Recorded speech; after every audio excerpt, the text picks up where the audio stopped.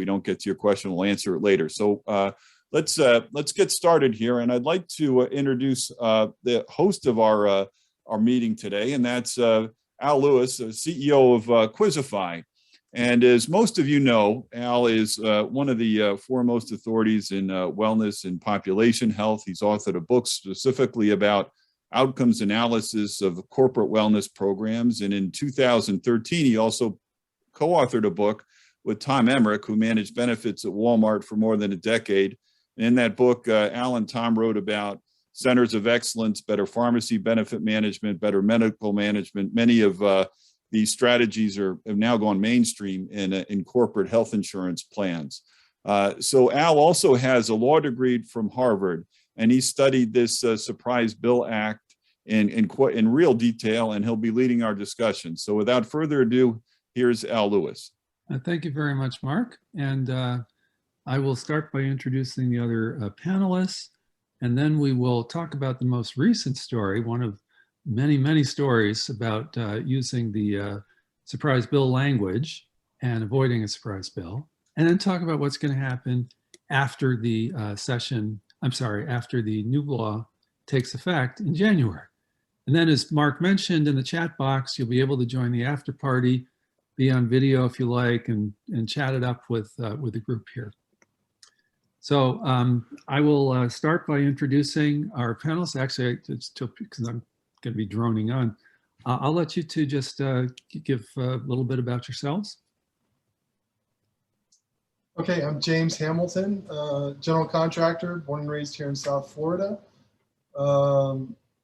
Therese Costa is my insurance advisor and friend, and I believe she's connected with you too, Al.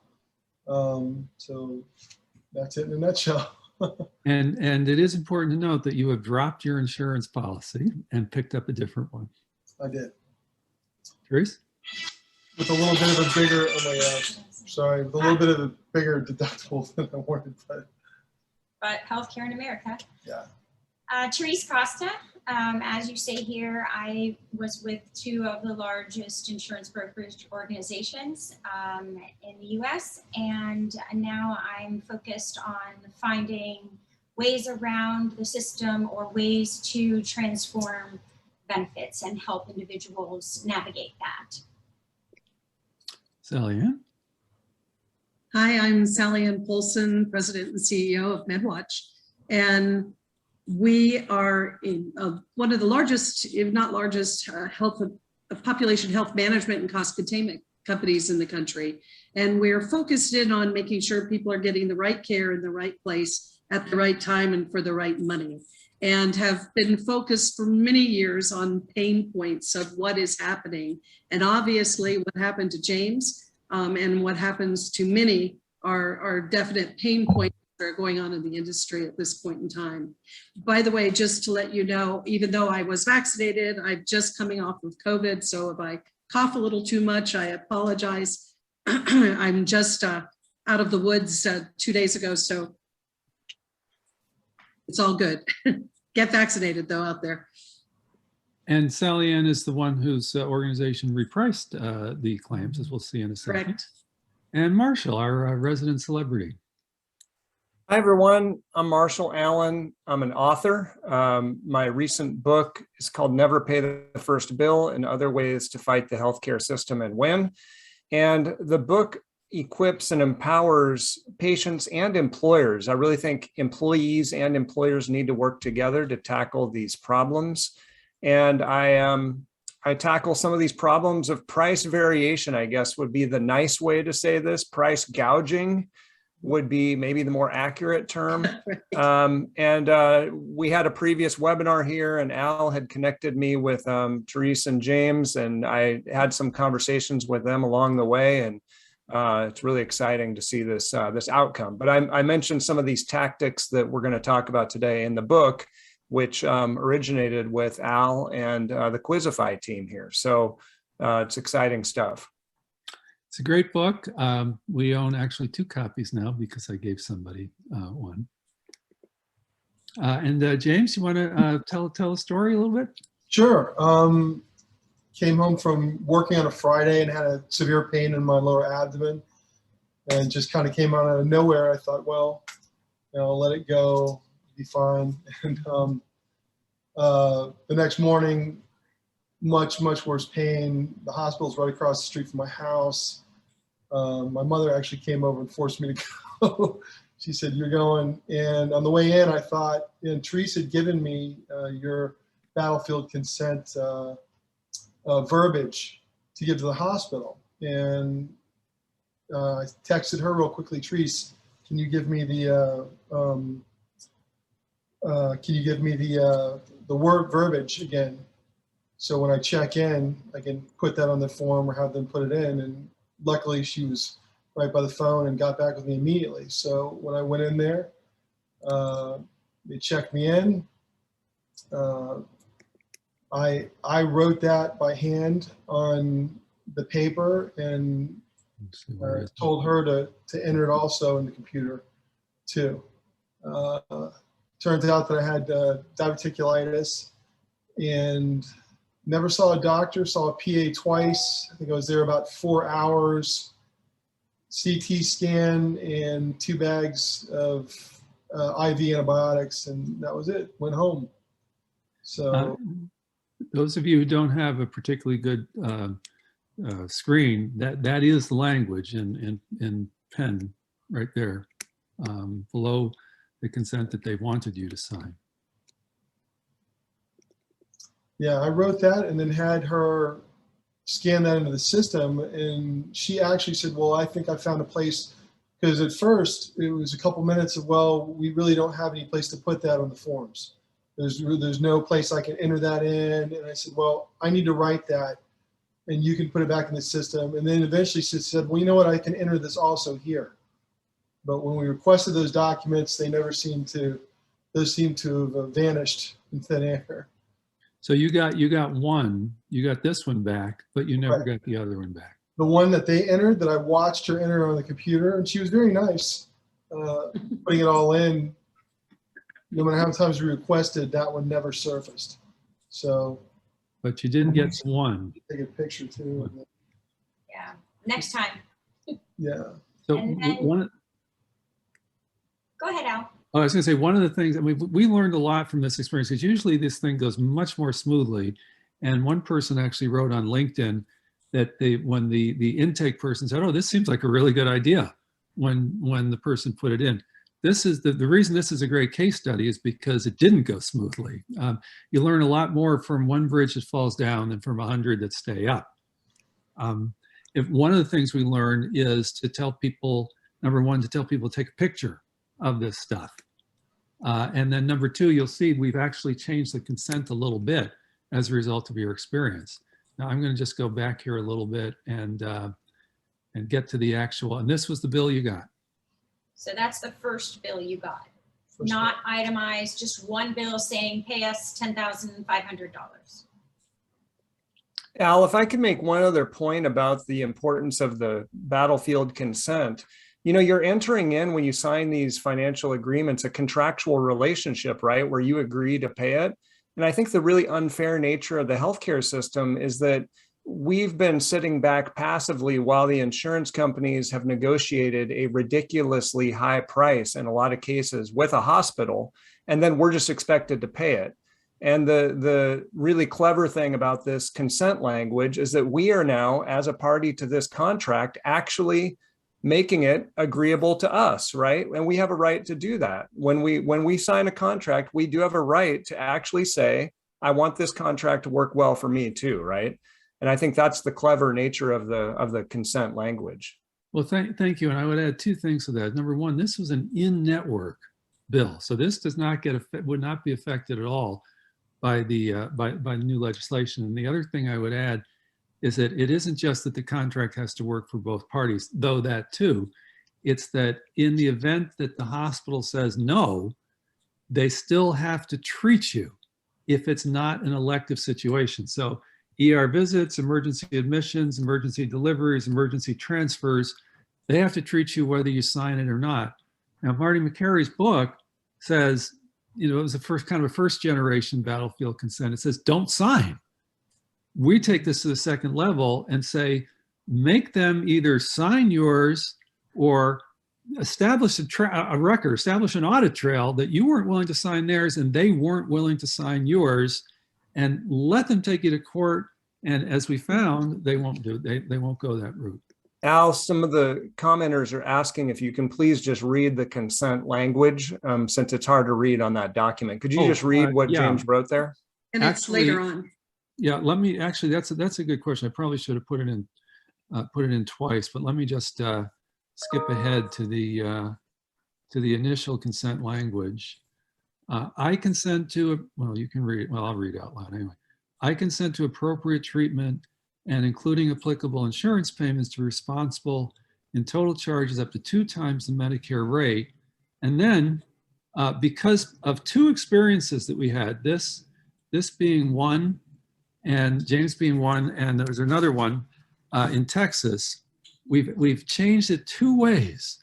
Now it says superseding form consents, because people have a way of just signing everything you put in front of them, right? And James, as he'll get back to in a story in a minute, how easy was it to get an itemized bill? Very difficult. Months. Yeah, Multiple requests. right. We called, got lip service from customer service, and then we finally started emailing, the top brass over there. Therese got a list of the execs that went very demanding right to them. Finally, they started to respond, but even then what they produced was incomplete and it wasn't what we asked for. So we had to go back multiple times to get the original documents. So that's one situation. We'll go right back to that in a second and talk about how Sally Ann repriced it. But the superseding form consents thing is very important because, like we say, number one, people do tend to sign things without thinking about it. So that language is quite important.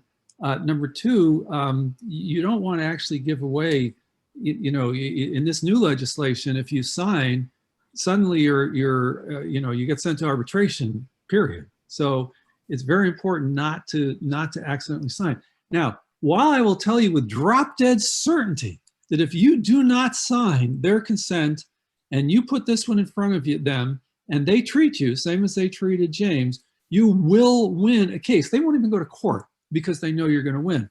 If you sign their form and give them this, I'm not guaranteeing anything. I have no idea how that's going to turn out. It's not a bad case, but I'm not going to put 100% of Quizzify's fee at risk like we do if you don't sign it.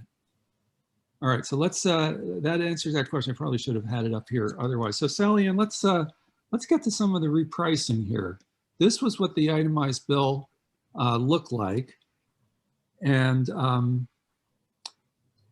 so you finally got it. And then Sally Ann, this is how you repriced it. Correct. And so Al asked us to reprice this to 200% of Medicare, or basically 2 times Medicare. And just an aside really quickly, because I find that the vast majority of people don't understand this. If a provider was to accept nothing but Medicare payments, I ask the question oftentimes to people, do you think they would make a profit? And everyone says, no, they wouldn't make a profit. Well, that's not true. CMS collects data on everything that a provider does and applies a variety of different things to that data, meaning their zip code. For instance, New York City, docs in New York City and hospitals and all get paid more on Medicare than a doctor in Omaha, Nebraska. For obvious reasons, the cost of care. So remember, when you hear about reference-based pricing, for instance, and you hear it's 150% of Medicare, that means these people are making about a 50% profit. Who wouldn't want that in business? You look at grocery stores, they make about a 3% profit.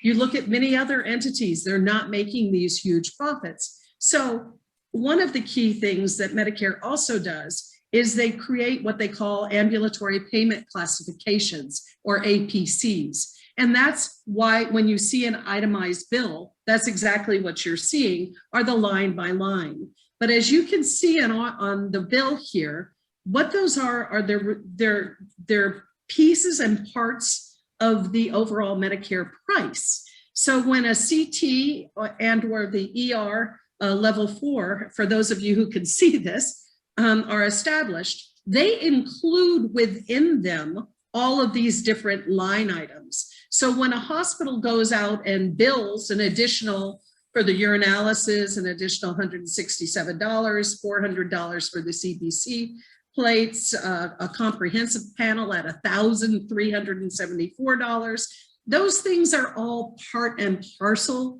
of what you do on a routine basis to either do the CT with contrast or at the ER level. So it's included within that price. That's why all of those are zero. We do a line by line on every case, and in these cases, these are zero. They're not to be repriced to any other number except for the number 0. So in the end, when you look at this case, and if you can move to the next slide, what the hospital wanted to charge and is trying to balance bill James for is they're basing it based off of the $12,553. And then the insurance company paid $2,000. And wow, as an in-network bill, they still tried to balance bill James, which makes no sense at all. Just saying. But if you were looking at this as a percentage of Medicare, the Medicare price at 200% of Medicare comes out to $674.30. A vast difference to $12,553. So, oh, sorry. Go ahead. I was going to, and a difference that will survive the No Surprises Act because this is a network. Al, are you asking me a question I could not hear? I'm sorry. Oh, it's a difference that will survive the No Surprises Act in January because it's in network. Correct. Yeah.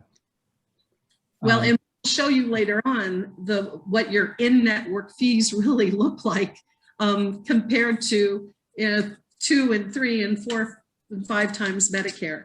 And should our hospitals be making those type of profits on our backs, basically? That's the big question out there. So James, back to you. So you got this nasty note. Right. So received that, kind of starting to get the threatening letters, and then Therese and I decided to go and email I think it was the Vice President of Finance. Somebody, anyway, so that's what we did, and she immediately responded to me with a phone call, which I didn't answer because I want everything documented. When we had tried to get the itemized billing for the customer service, I would spend an hour on the phone with them repeatedly and say, okay, you'll have it in a few days or a week, and then we'd never come. Then there was absolutely zero record. So James was smart enough to put in writing, I want everything in writing going forward because I've had such, poor experience with customer service trying to get documents. So that was smart on his part, but it was very clear that they were intending, as you can see, threats 1, 2, and 3, to intimidate him into paying that bill regardless of the language and the agreement that he had created. It wasn't just an agreement. You had actually sent them the amount and you said on the check payment in full and they cashed the check. Had we done that by this date, Al? I don't think we did know that the timing. yet. That was after we received finally all of the Can documents. But I just tell you my favorite part of this letter is sincerely your patient financial services team. Like they're really on your side here, right? Well, one of the things that they kept telling us when we would call is, well, have you called our, financial services team? Like maybe you qualify, you don't make enough money and you qualify for help. And that wasn't the point. I mean, the point here was that he was being price gouged and overcharged. But they tried to push it off to a different way of paying, payment plan or financial help. As opposed to the root cause. So it's a little like there was a congressman from North Carolina back in the 60s when India was, they had a starvation event. And the congressman from North Carolina said, well, we should send them tobacco to ease the stress of starvation. But we did try, to get the documents, and that's when we talked to someone else, Al, that you connected us with, to say, you have the repricing, here's what you should pay, here's what you agreed to pay, go ahead and send that in. And he did. And he did. And the smashing conclusion, they caved. 95%, 95.3% reduction, which is probably some kind of record. So that's the story. Now let's talk about what's going to happen and why this stuff's not going away going forward. The one thing that is going to go away is the headline-making surprise bills. So Marshall, you are no longer at ProPublica, but you would have a lot less to write about, because I think there are going to be many fewer $11,000 COVID bills. Well, now maybe journalists will focus on the high in-network bills, which I think is what you're going to be talking about, right? Yes. So if you go to arbitration, they very specifically say you can't reference Medicare. You have to reference what's the usual amount that's paid in the area, called the qualifying payment amount, the QPA. You're going to hear those three initials an awful lot. This is the median contracted rate in area, and there are the loopholes, because as Sally Ann's about to show in a minute or two, the in-network contracted fees can be very high. Now, the way you know that the burden is somehow going to fall on the consumer, the employee, the employer, is simply by looking at the hospital stocks.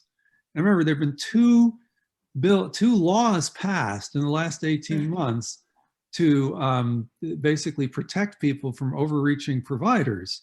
Well, let's see how the providers feel about it. This is their stock price. This is HCA, which is setting record highs very frequently, including, I don't know what happened here when it just jumped up, but this is all in record territory right here. And I picked another one, Community Health Systems, because these folks are the poster child for surprise bills. They actually had a strategy of surprise bills. They were in Marty McCary's book as they were the one, I don't know if you remember the book, from Carlsbad, New Mexico, where everybody was getting surprise bills, including the judge, who was always ruling in the favor of the hospital because people had signed the consents. Even he got a surprise bill.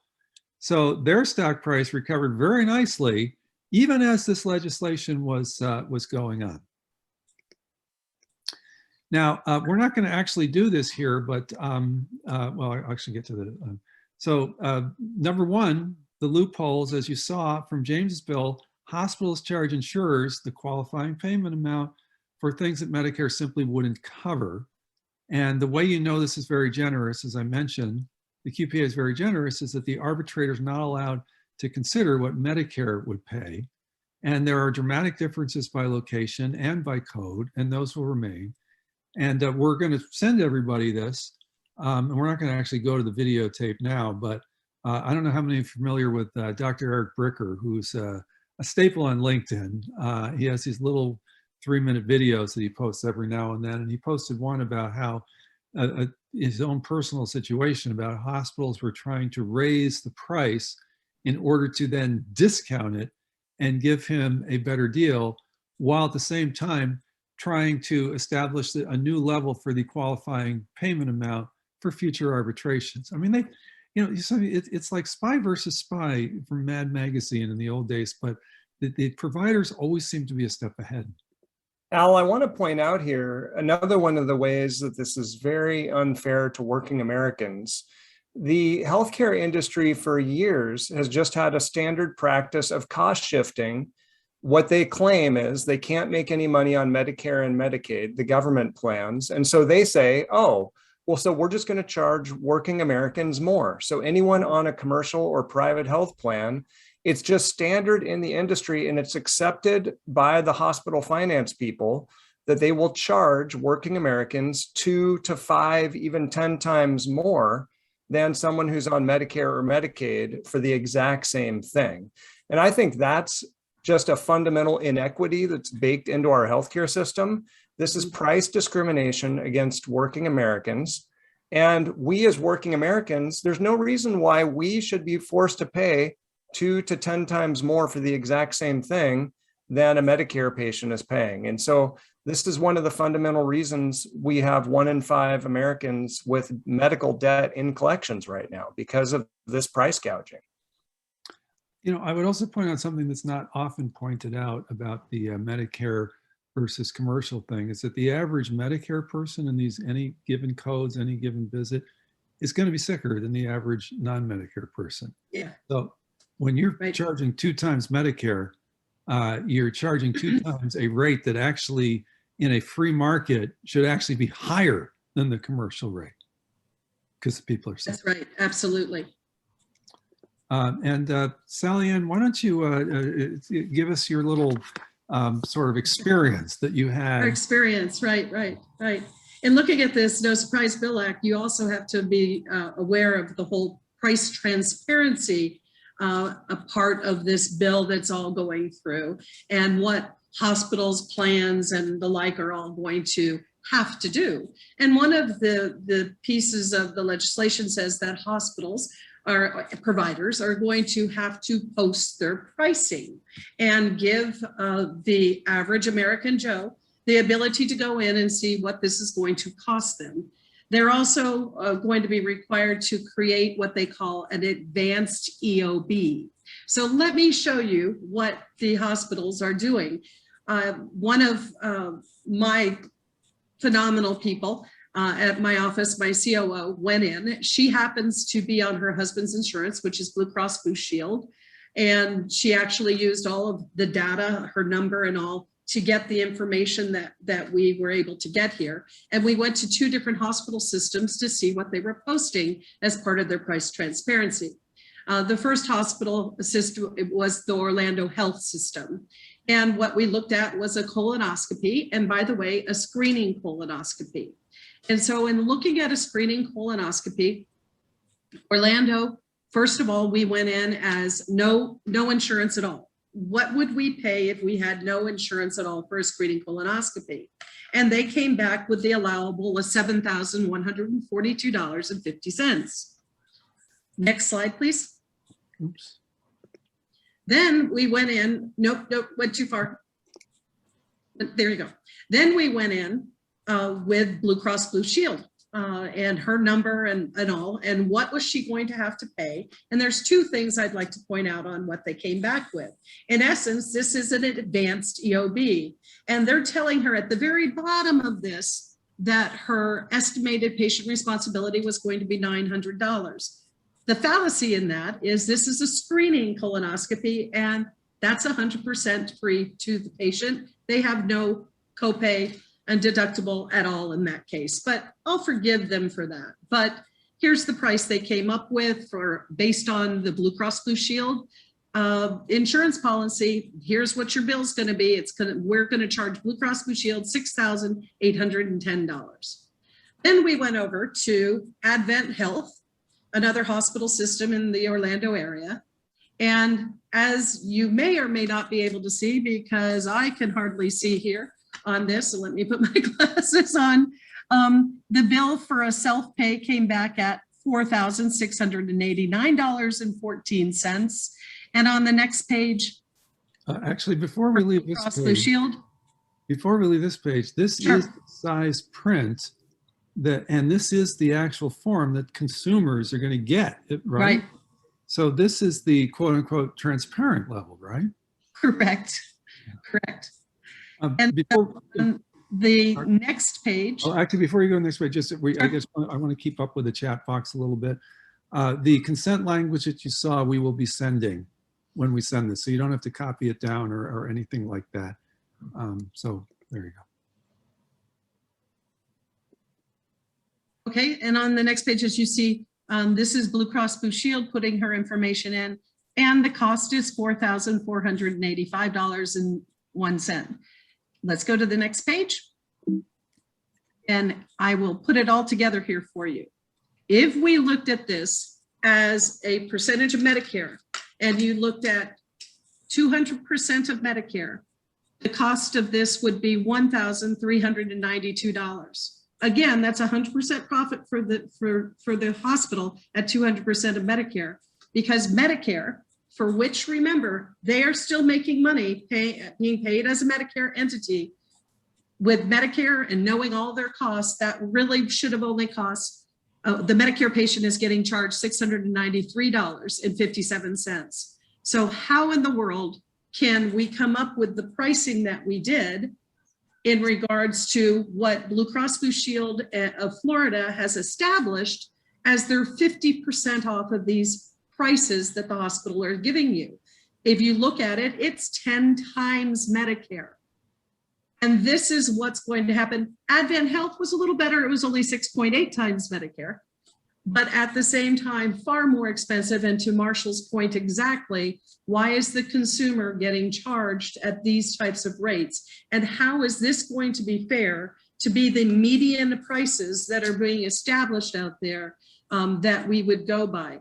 It's not going to save the consumer any money whatsoever. Sally, I had a couple questions. I would like to note, I just self-pay, if you notice, self-pay versus Blue Cross Blue Shield in Advent Health is only $200 difference, and it's only $300 difference over in Orlando Health. So what's the good of these PPOs that bring in all of this volume to a hospital and we're giving you really great discounts? Not a whole lot. Sally, I was wondering, how often do you see the self-pay being lower than the insurance company's negotiated price? Because I see that anecdotally a good bit. We actually see it quite often. Yeah, and it's shocking and remarkable. But as you can see, it's almost the same here. So what are the PPOs really doing for you? Yeah, I just had one other question I wanted to ask you. And that is, I heard you say that they're making money on Medicare. Now, the hospital's biggest argument is that they don't make money on Medicare. So have you been able to establish that? Because I've never seen any evidence that they do not make money on Medicare. And I'm just wondering what you've found. They don't make, you know what, Medicaid is the problem area. And that, or people without insurance, the hospitals do have a problem with that. But that's all built into the pricing. When CMS comes back with their fees that they give them for their Medicare pricing, it's all based on what their cost is. And that includes, I'm a teaching hospital, or I'm a hospital, a community hospital with a huge amount of debt because we have a lot of indigent patients around. All of those things are included in the fees that are paid by the US government for Medicare patients. And therefore, and when they establish those pricing, they also give a percentage profit there. So, I would also say in this tool, where are the questions that say, is this preventative? Has this been, is this diagnostic? This should not incur any expense for you if this is an annual or part of your preventive care. You're absolutely correct.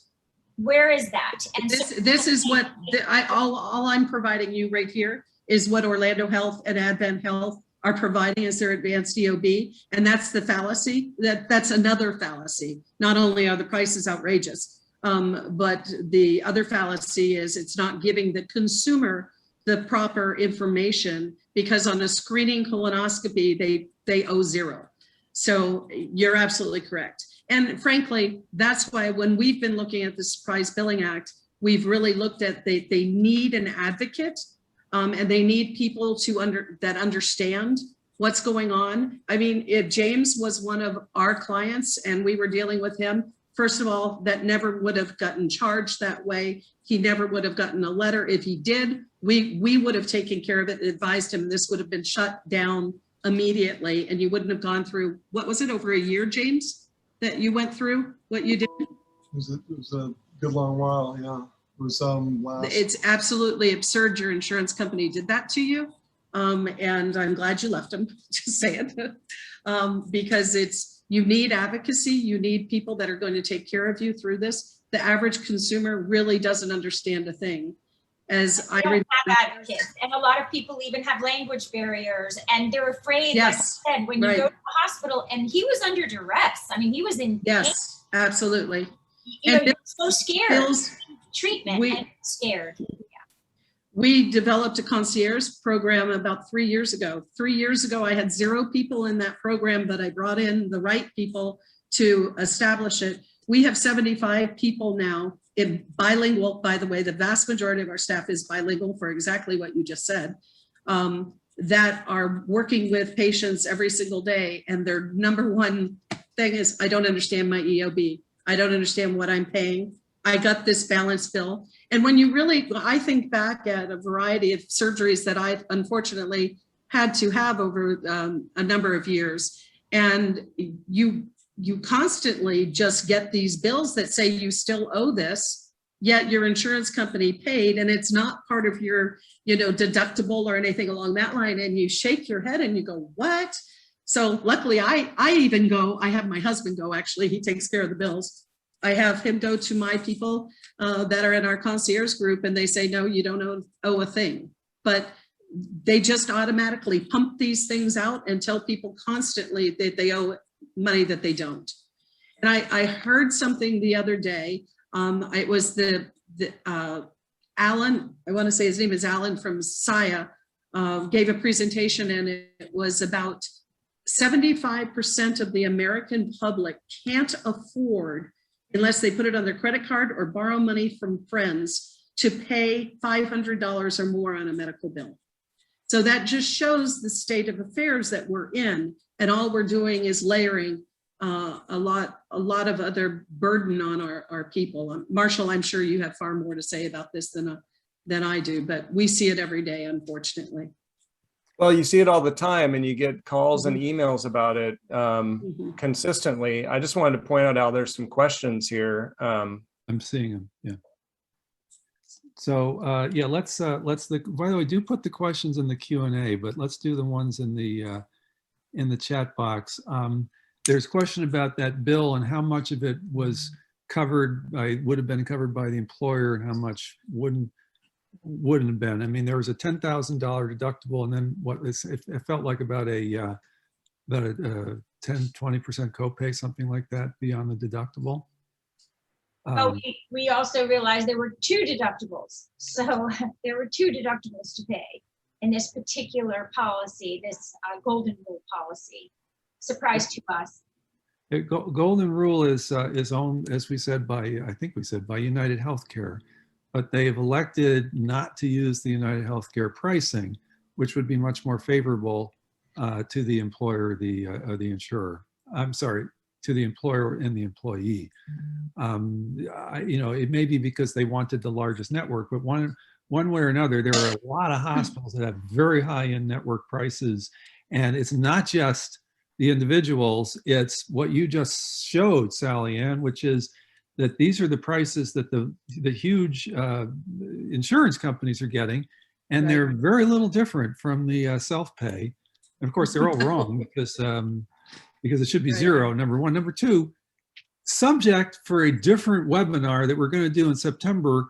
You shouldn't be getting colonoscopy screenings anyway. You should. It's a vastly easier and more effective way to get these screenings. So mark your calendar for September, and we will get back in touch with that. And then I think there's one or two other questions here as well. We had a DRG encounter last month. Carrier negotiated. Oh, so this is an example of the what we talked about, where sometimes the self-pay price is lower. The carrier price was $26,000. The posted self-pay price was $12,000. And you say that that happens all the time. Yes. Yeah, you can definitely see that in a whole bunch of things, including in your drug cost. And we all know that that's a whole nother webinar on the outrageous fees that the PBMs are getting, and how expensive it is for the average Joe out there for their drugs if they just work with the PBM contracts that are in place. That's why a lot of people go self-pay on their drugs. So can I ask a question, because I've been asked it, and this team probably would know the answer. If James were to go in tomorrow, could he say no insurance even if he has it? He was told that. Yes. You can't do that. You have to. No, you can absolutely do that. It's none of the Absolutely. hospital's business who your insurance company is, or Yeah. whether you even have insurance. And I've had patients tell me that they're told by the people at the front desk, it's illegal to pay cash if you have insurance. It is not illegal to pay cash if you have insurance. We are free to use our insurance or not use our insurance. So that's not actually the case. Thank you, Marshall. Yeah, With no, the bundled programs that are going on right now, I don't know how familiar you are with bundles, but they're very, very popular out there at this point in time, and are a way that you get, for instance, we looked at a whole variety of different services when we were looking at the Orlando Health and Advent Health. And one of the things that we looked at was I'm looking at my notes here, a total knee. And the price that they came back with, in essence, just so you know, they said their original, one of them said that their cost was $100,000 for the knee. Another said it was $80,000. And then, but the self-pay and the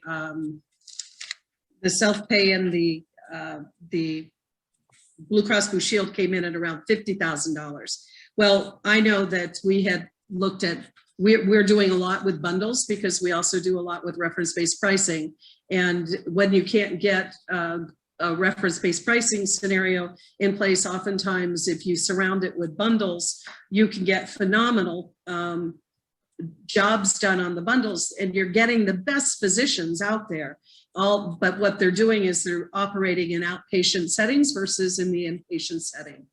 And so a bundle for a knee can range anywhere, including physician fees, including anesthesiology, all of those things combined, somewhere between $18,000 to $23,000 versus the $50,000 that you'll typically see on a Blue Cross Blue Shield. And oftentimes when you have dual plans, which we see a lot of, where people have, they have United in place and they also have reference-based pricing, for instance, the people that are on the United plan never show their card when they go in. They will go in with the bundled pricing only and never show, they're instructed by us, never show your insurance card so that they can get that bundled price versus getting the price that otherwise would be twice as much through the insurance company. So the answer, Teresa, is no, that's not true. So we're going to wrap up pretty soon, and we're going to move, and Mark, maybe put the after party link in pretty soon. But just the bottom line is you still need the prevent consent for in-network. And if you recall, this was the old consent language that James used. Now, you might say, well, you know, the new law requires you to go to arbitration, and therefore you can't use this language because there's no court case. It would be arbitration. So the trivia question, and we don't really have time to actually, put it on the chat box, is despite the No Surprises Act, why would James' use of the Quizzify prevent consent avoid arbitration anyway in 2022, even though there's a law that says you go to arbitration? I'll just give the answer. It's a little thing called the Seventh Amendment. The Seventh Amendment means that the only way you get to arbitration is if you waive your right to a trial. If you sign the consent, you're not, and their consent, you are waiving your right to a trial. If you sign your consent, you are not waiving the right to the trial. So the No Surprises Act only takes effect if, in fact, you sign their consent.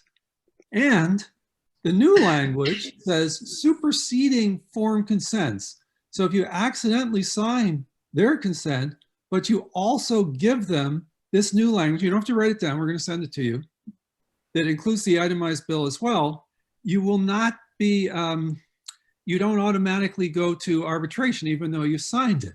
Try not to sign it, because we can't guarantee that if you sign both consents, you're going to win that case. We can guarantee that if you do not sign their consent and you use language like this, that you would win a case. In fact, it's never even going to get to court. But if you sign both, no promises. All right, so to wrap up, who and where should this language be used? If there's particular hospitals in your area known for high claims, this is the way you get back at them. If your own region in general has high hospital costs, if you have Quizzify and can teach employees how to use this language, doesn't do any good if they don't know how to use it, There's certain situations where you'd have it on your card. And as Sally Ann, as you said, there's certain situations where you wouldn't show it at all. I mean, you wouldn't show the insurance card at all. You would show the consent language card. And then work it out with the insurance later, because at Marshall, as you said, you're not required to use your insurance. You bought it. I mean, I have plenty of things, like food goes bad all the time, you know? You're not required to eat food in your fridge before it goes bad. And if you have RBP already in place, reference-based pricing, employees have already learned the process, that there is a process for avoiding overcharging for non-electives, and because they already know there's a way of doing it for electives. So it's an easier way to teach employees if they already have RBP in place. So with that, it is time for the after party. So Mark has put the link in the chat box. So just click on that link and we will meet you over there in 1 minute. Space is limited because, you know, you can only have a certain number of people in an open mic, open video meeting. So goodbye, everybody. And thank you to our panelists, and we'll see our panelists. Thank you, everyone. Thank you. Thank you.